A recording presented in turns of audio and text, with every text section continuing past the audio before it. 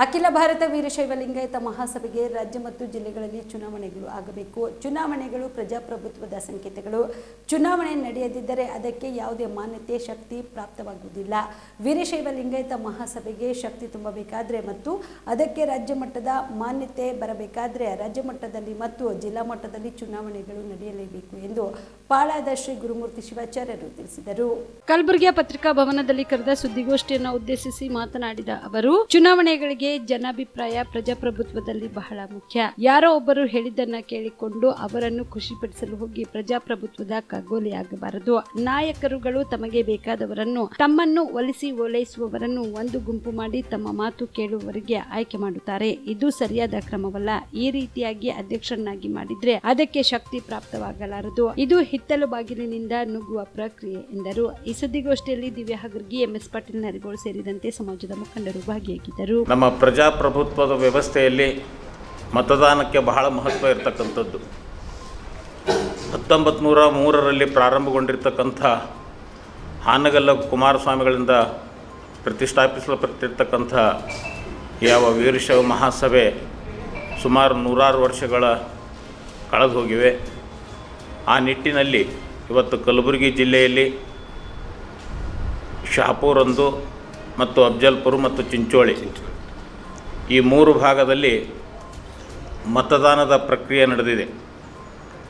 ಅದರಂತೆಯೇ ಮತದಾನ ಮಾಡುವ ಉದ್ದೇಶ ಅಂತ ತಿಳ್ಕೊಂಡು ಕೇಳಿದರೆ, ಇವತ್ತು ವೀರಶೈವ ಸಮಾಜದಲ್ಲಿ ಬಹಳ ದೊಡ್ಡ ದೊಡ್ಡ ಪ್ರತಿಷ್ಠೆ ವ್ಯಕ್ತಿಗಳು ಆ ಒಂದು ವೀರಶೈವ ಮಹಾಸಭಾದ ಸ್ಥಾನಕ್ಕಾಗಿ, ಅಧ್ಯಕ್ಷ ಸ್ಥಾನಕ್ಕಾಗಿ ಆಯ್ಕೆ ಆಗುವಂಥದ್ದು.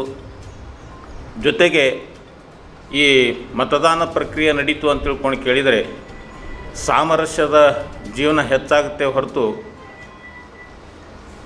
ಅತಿ ಭಾಳ ಗುಂಪುಗಾರಿಕೆಯನ್ನು, ವೀರಶೈವ ಧರ್ಮದ ಒಗ್ಗಟ್ಟನ್ನು ಆಗೋದರಲ್ಲಿ ಯಾವುದೇ ಸಂಶಯ ಇಲ್ಲ ಅನ್ನುವಂಥ ಮಾತನ್ನು ಕೂಡ ಇಲ್ಲಿ ವ್ಯಕ್ತಪಡಿಸಬೇಕಾಗ್ತದೆ. ಎಲ್ಲರಿಗೆ ಮತದಾನದ ಹಕ್ಕಿದ್ದರೂ ಕೂಡ ಮತದಾನ ಮಾಡದೇ ಇರತಕ್ಕಂಥದ್ದು ಇದೊಂದು ದುರ್ದೈವದ ಸಂಗತಿ ಅಂತ ಅನಿಸ್ಕೊಳ್ತದೆ.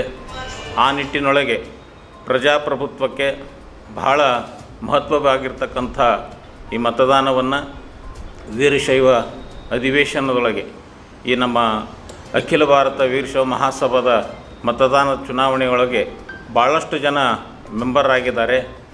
ಈ ವರ್ಷದ ಒಂದು ಅವಿರೋಧ ಆಯ್ಕೆ ನಾವೆಲ್ಲರೂ ಸ್ವಾಗತವನ್ನು ಮಾಡ್ತಾ, ಈ ವರ್ಷದ ಒಂದು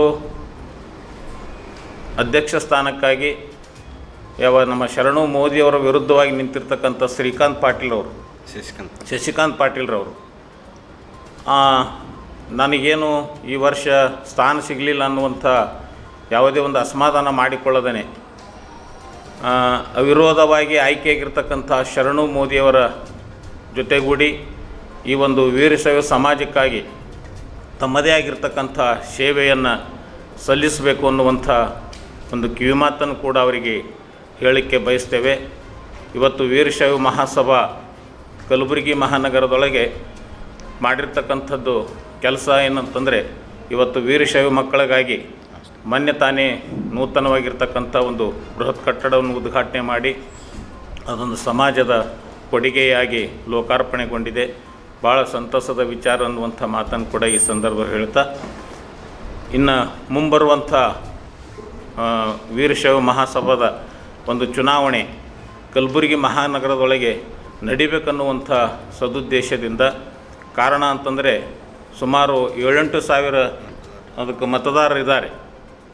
ಅಂಥ ಒಂದು ಮತದಾನವನ್ನು ಹೊಂದಿರತಕ್ಕಂಥ ನಾವೆಲ್ಲರೂ ಚುನಾವಣೆಯನ್ನು ನಡೆಸದೆ ನಮ್ಮ ಮತಗಳನ್ನು ನಮ್ಮಲ್ಲೇ ಇಟ್ಟುಕೊಂಡು ಕೂಡುವಂಥದ್ದು ಪರಿಸ್ಥಿತಿ ಬರಬಾರ್ದನ್ನುವಂಥ ಮಾತನ್ನು ಕೂಡ ಈ ಸಂದರ್ಭದಲ್ಲಿ ಹೇಳ್ತಾ, ಒಟ್ಟಿನಲ್ಲಿ ಇವತ್ತು ವೀರಶೈವ ಧರ್ಮಕ್ಕಾಗಿ ವೀರಶೈವ ಧರ್ಮದ ಮುಖಂಡರು ಬಹಳ ಒಂದು ಸ್ಟ್ರಗಲ್ ಮಾಡಬೇಕಾಗ್ತದೆ.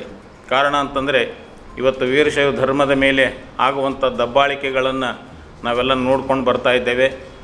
ಆ ನಿಟ್ಟಿನೊಳಗೆ ಬಹುಸಂಖ್ಯೆ ಉಳ್ಳಂಥ ನಾವುಗಳು ಎಲ್ಲರೂ ಒಗ್ಗಟ್ಟಾಗಿ ಧರ್ಮಕ್ಕಾಗಿ ದುಡಿಯೋಣ.